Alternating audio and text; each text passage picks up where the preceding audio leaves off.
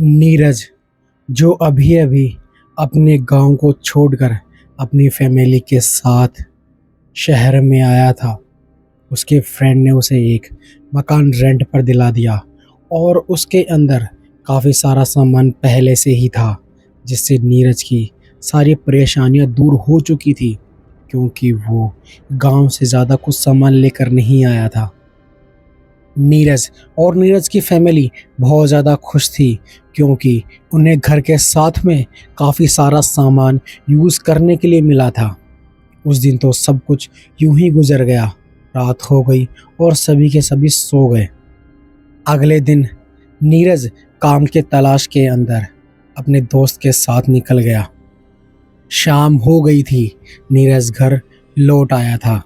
नीरज ने बताया सभी को कि उसकी जॉब पक्की हो गई है।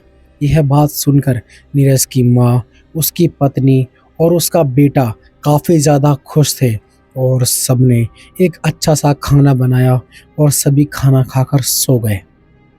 रात के करीब 11 बजे नीरज की बेटे की आँख खुली। उसे एक गाने की आवाज़ सुनाई दी। वो खड़ा हुआ और इधर उधर देखने लगा।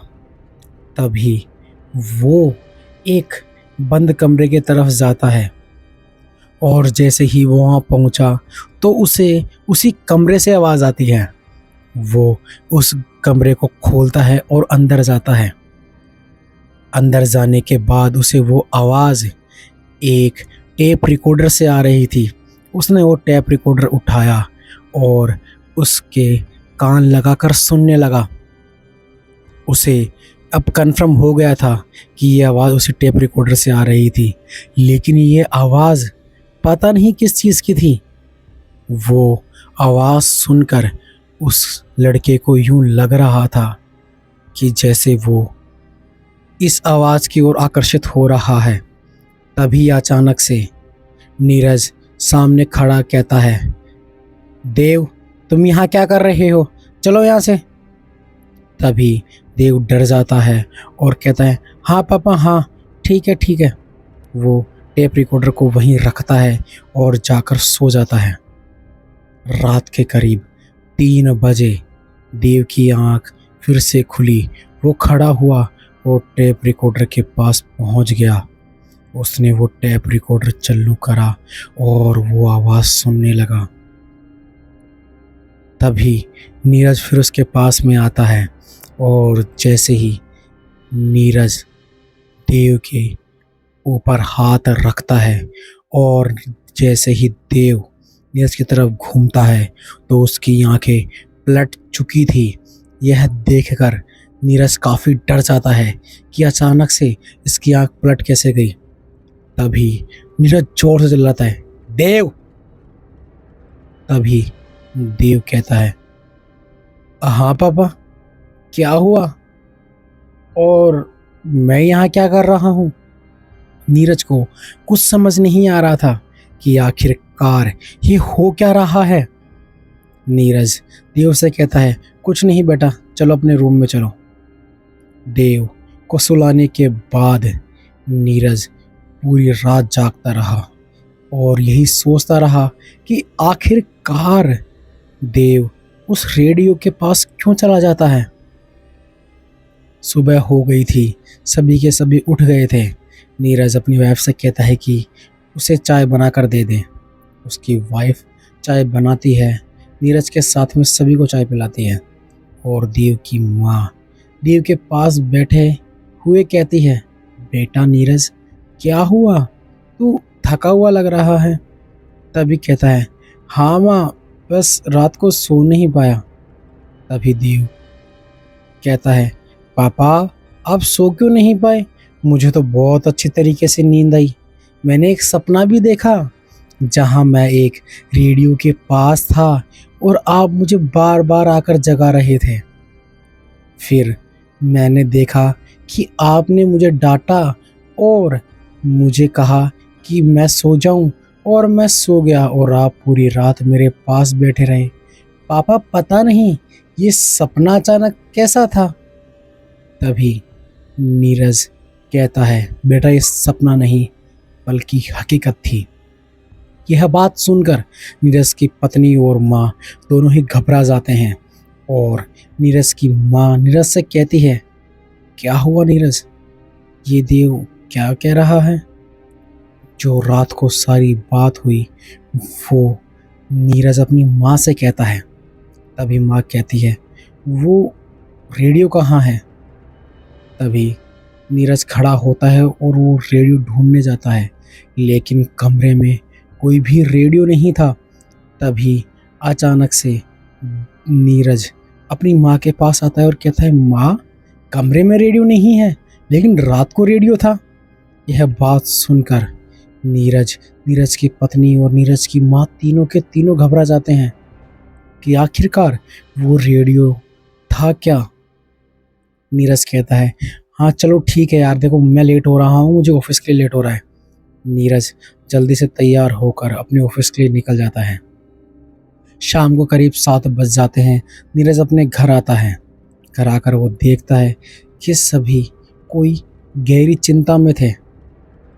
तभी नीरज दरवाज़ा खटखटाता है और कहता है, अरे क्या हुआ, तुम सब क्या सोच रहे हो।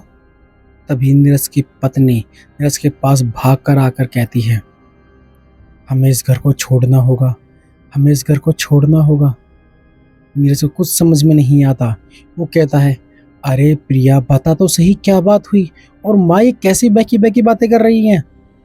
तभी नीरज की माँ कहती है, बेटा ये सही कह रही है, देव पर किसी का साया है और वो किसी और ही भाषा में बात कर रहा है। यह बात सुनकर नीरज काफ़ी घबरा जाता है और वो कहता है, क्या हुआ। तब नीरज की माँ कहती है, वो उस कोने वाले कमरे में गया और वो पता नहीं एक अलग ही लैंग्वेज में बात करने लगा। वो भाषा मुझे समझ में नहीं आ रही थी, लेकिन उसकी आंखें पलटी हुई थी। यह बात नीरज को समझ में आ गई थी कि रात को भी देव की आंखें पलटी हुई थी जब वो उस कमरे में बैठकर रेडियो सुन रहा था। नीरज कहता है, कोई बात नहीं है, आज की रात तो निकालनी ही होगी। रात के करीब 11 बज गए। अचानक से एक आवाज़ सुनाई दी। यह आवाज़ किसी महिला की लग रही थी। नीरज खड़ा हुआ और उसने अपनी पत्नी को जगाया। उसकी पत्नी खड़ी हुई और कहती है, क्या हुआ। तब नीरज कहता है, क्या तुम्हें किसी महिला की आवाज़ नहीं आ रही। प्रिया गौर से सुनती है और कहती है, हाँ। दोनों खड़े होते हैं और रूम से बाहर निकलते हैं तो देखते हैं कि देव बाहर ज़मीन पर बैठा हुआ है और किसी से बातें कर रहा है। यह देखकर प्रिया जोर से कहती है, देव, बेटा देव, तुम ये क्या कर रहे हो। लेकिन देव किसी होशो आवाज़ में नहीं था। वो अपनी माँ की तरफ देखता है तो उसकी आंखें पलटी हुई थी। नीरज को कुछ समझ में नहीं आ रहा था।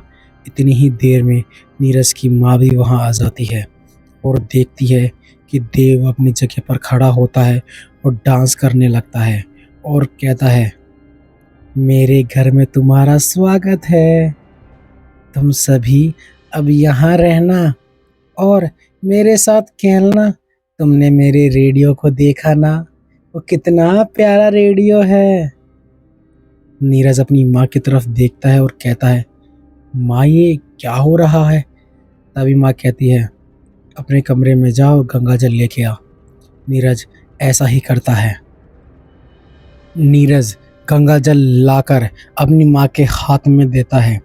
उसकी माँ कुछ मंत्र के साथ उस गंगा जल को देव पर डालती है और कुछ देर में देव शांत हो जाता है। पूरी रात सभी ने बैठे बैठे निकाली थी और देव बस सोता रहा। सुबह होते ही नीरज की माँ नीरज से कहती है कि पहले इसको हनुमान मंदिर ले जाना होगा और उसके बाद में हमें ये घर छोड़ना होगा। सभी देव को लेकर हनुमान मंदिर जाते हैं, लेकिन हनुमान मंदिर की सीढ़ियों पर देव कदम रखना नहीं चाहता था। तभी अचानक से पंडित जी आते हैं। देव का जैसे ही हाथ पकड़ते हैं, देव चुपचाप उन पंडित जी के साथ में मंदिर के अंदर आ जाता है। पंडित जी बताते हैं कि इस पर एक प्रेत का साया है और जिस घर में तुम रह रहे हो वो एक शापित घर है। और मैंने ये बात काफ़ी लोगों को भी बताई थी, लेकिन लोगों ने मेरी बात नहीं मानी।